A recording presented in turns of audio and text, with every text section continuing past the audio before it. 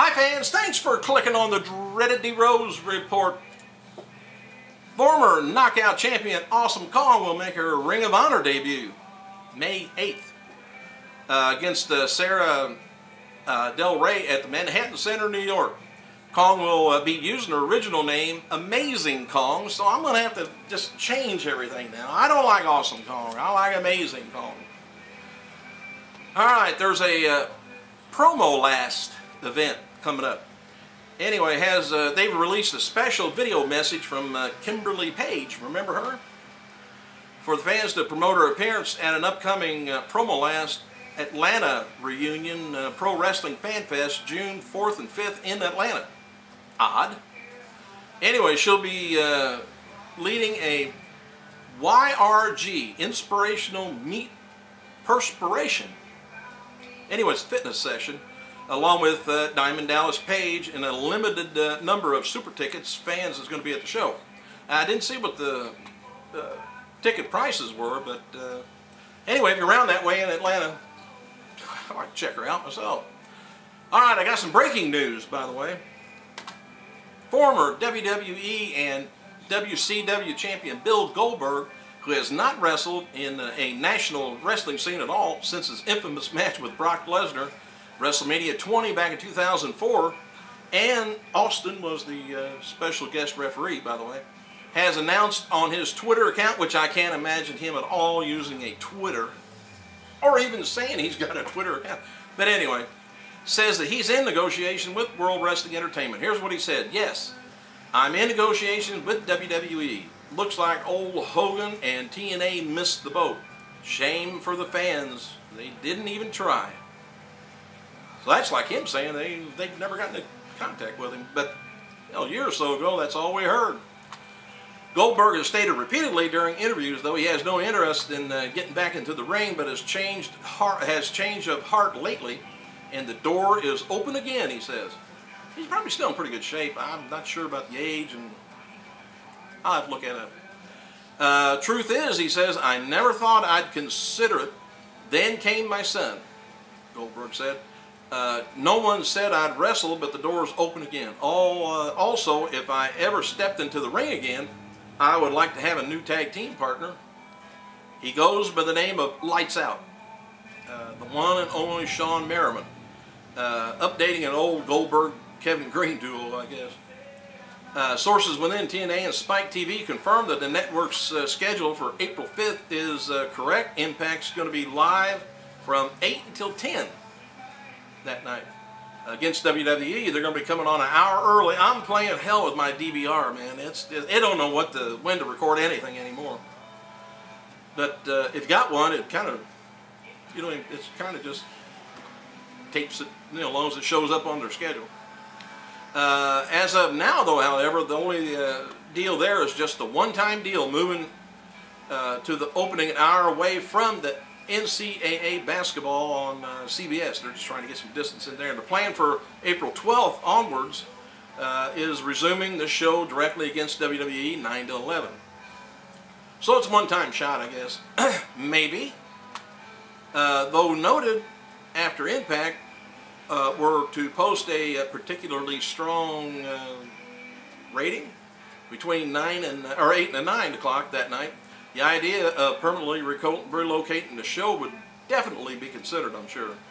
While TNA and Spike have not expressly any kind of alarm for the show's Monday performance thus far, they are not also entirely thrilled with the ratings, and success of the 8 to 10 o'clock could serve as a tipping point for considering a permanent move. Duh. While the final cable broadcast rating was not available at press time, the first available data reveals that NXT declined a little even yet. Just goes to show you, I told you to put some old primetime wrestling on there, put some WCW shows on there. It'd be great. Well, the final, well anyway, on Tuesday's show, it averaged like a 1.8 million viewers and dropped 7% from last week, 1.16 million viewers.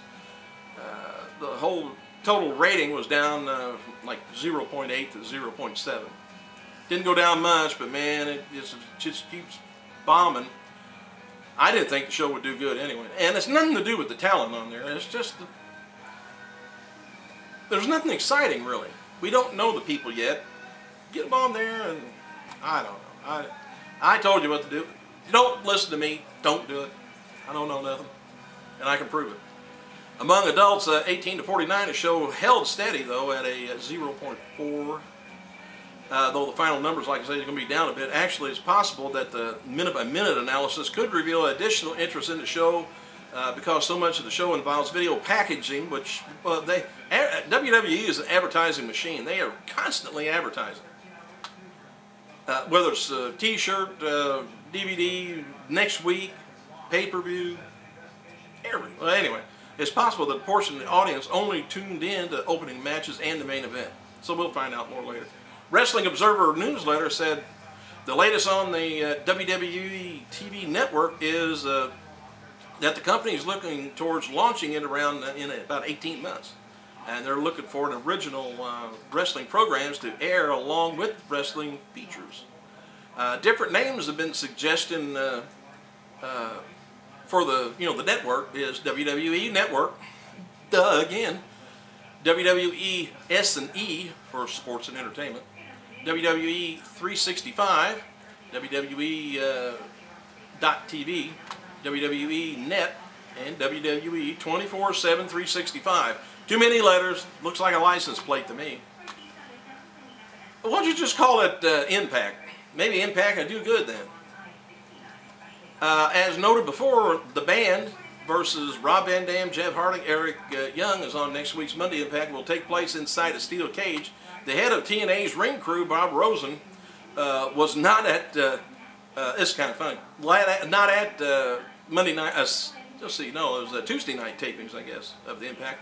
And it took almost a half hour for the crew to get things together, and the crowd had to sit there while the crew tried to get the cage up. I'm glad that wasn't live. Chris Jericho interrupted actor and former WCW champion, oh, I hate to say that too, David Arquette, on the other night's Lopez show, Lopez Tonight Show, I think that's what it's called, and challenged his claim as a legitimate champion. Jericho said he's been waiting 10 years to erase Arquette's win from the record books and challenge him. Arquette agreed to challenge and change into a Randy Savage outfit with a replica of the WCW belt.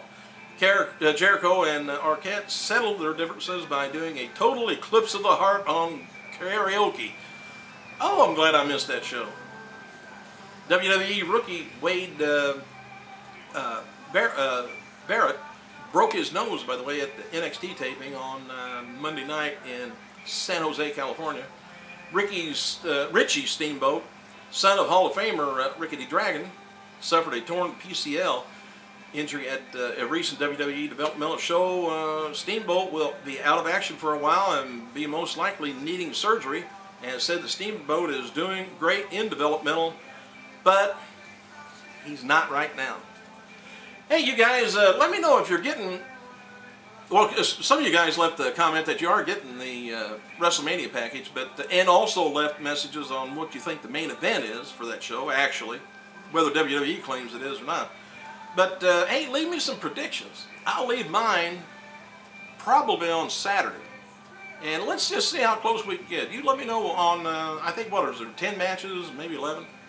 Let me know what you think the outcome's going to be. And I'll let you know Saturday what my predictions will be. Be kind of interesting. And will it break 1 million again? I think it did it for the last 2 years. Hey, thanks for clicking on the Dreaded D Rose report. I'll be back tomorrow. I hope. More news. I ran out. For once. I gotta go.